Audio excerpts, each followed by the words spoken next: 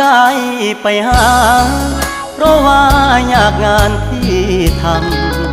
ำบ่ได้ใจดำยังคิดนำตัวน้องคือเก่า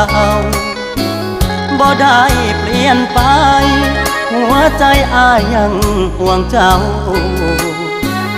บ่ได้ปล่อยให้เงา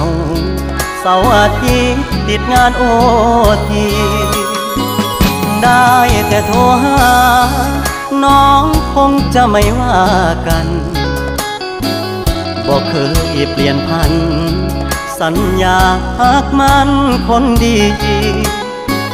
บ่ได้กักมีกิ๊กบ่ได้หลีกสัญญาที่มีย้อนงานยุ่งอีหลีคนดีอย่าเครียดอายเด้อขอหาสุมือเจ้ามาคือน้อยใจเฮ็ดหยังหยุดงานวันวางจะเดินทางเพื่อไปพบเจออย่ามาสงสัยว่าอายมีใครแท้